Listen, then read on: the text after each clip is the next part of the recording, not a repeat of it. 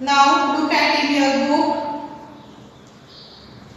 This is a very beautiful poem in our book.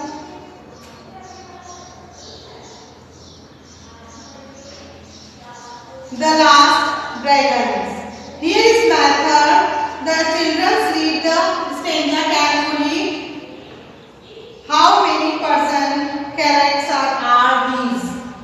इसमें कितने person हैं वो हमको देखना है कि कितने पर्सन अपने को बताते हैं। Who are they? और वो कौन कौन से हैं इस पोएम में, कौन कौन से क्या क्या कर रहे हैं। Who is big and who is small? कौन बड़ा है कौन छोटा है ये हम देखेंगे। What does the person in the first line say? और फर्स्ट लाइन पर्सन क्या कहता है उसके बारे में बताया गया है। Now the last bargain. Bargain means मोल भाव करना किसी चीज के लिए कि मुझे खुद ले जाइए, मोल भाव करना वो बात हो रही है। The bargain is an arrangement in which both parties promise to do something for each other. Someone is looking for work, waiting to be hired. यहाँ पे सब लोग उसको हायर करना चाहते हैं, मोल भाव करके लेना चाहते हैं, उस बारे में ही बताया है। He strikes a bargain but thinking is worthless. He tried twist again but does not like either. और वो सब ट्राई करते हैं उसको किराए पे मोल भाव करने के लिए, पर वो नहीं सक्सेस होते। फाइनली यानी अंत में in the last bargain when he is hired for nothing whatever, जिसके पास मोल भाव होता है वो उसके पास कुछ नहीं होता वो जाता है। He is happy as never before, और वो खुश है जो कभी खत्म नहीं होती। What is bargain? क्या है वो मोल भाव and why it is the best, तो क्यों है बेस्ट हमारे लिए। हम देखते हैं ना कि हम कहीं भी घूमने जा रहे हैं, सब देखने जा रहे हैं, कुछ भी इतनी खुशी हमको जब नहीं मिलती जब हम एक छोटे से बच्चे को जो घूमने चलता है या कोई से भी बच्चे को देखते हैं स्माइलिंग फेस, तो हमारे चेहरे पे कितनी स्माइल आ जाती है ना। In poem come and hire me, आओ और मुझे काम पर रखो। मुझे हायर का मतलब होता है किराए पे, पर यहाँ पे काम पे रखो मुझे। I cried, मैं चिल्ला रहा हूँ, come and hire me.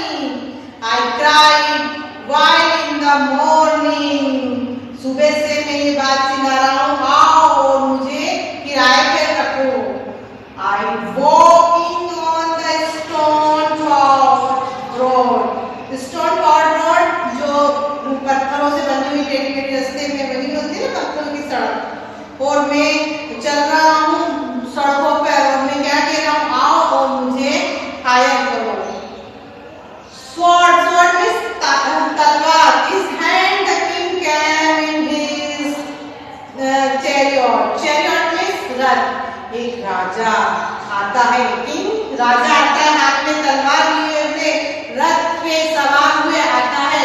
और he held my hand and said, और वो मेरा हाथ पकड़ लेता है और कहता है, I will hire you with my power. मैं तुम्हें किराए ले चलता हूँ, काम पे किराए से हायर करता हूँ। किससे? मेरे पावर से, मतलब मेरे पास जो पावर है, मैं राजा हूँ, मेरे पास उसका पावर है, उससे मैं तुम्हें हायर करता हूँ। But his power continued for not का मतलब nothing, and he went away in his chariot.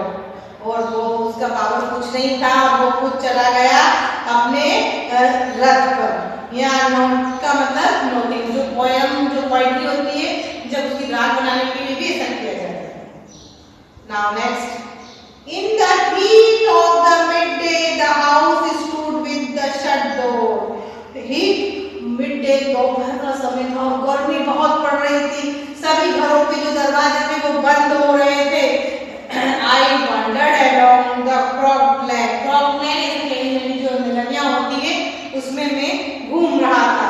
An old man came out with his bag of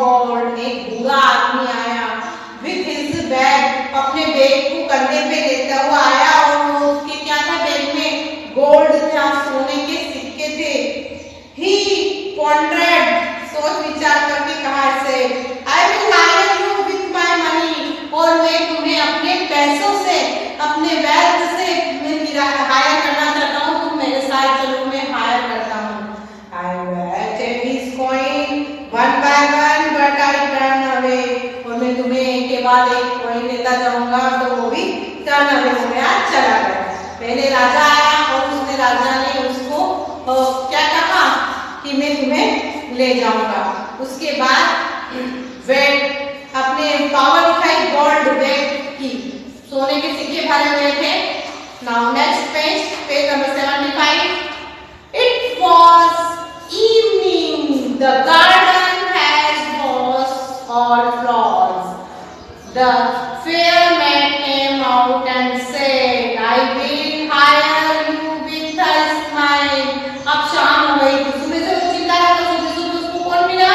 रथ वाला राजा मिला, और उन्होंने बोला कि मैं तुम्हें पावर से ले जाऊंगा।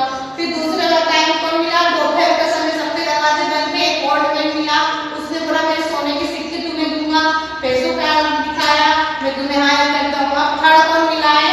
शाम हो गई है, और जो गार्डन में जो किनारों पे फूल लगे हुए हैं, उसी टाइम बता रहे हैं, the fair man came out and said, एक फेयर कलर यानी सुंदर सी एक स्त्री आई और उन्होंने कहा, आई विल हायर यू, मैं अपनी स्माइल से तुम्हें हायर करूंगी।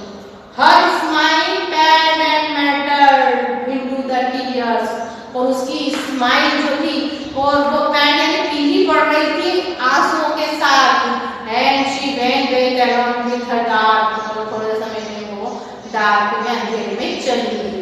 पहला राजा आया जो पावर दिखा रहा था, दूसरा पैसे दिखा रहा था, तीसरा जो औरत थी वो स्माइलिंग फेस करने लगी, मतलब औरत अपनी शक्ति बता रही थी, वो भी चली गई।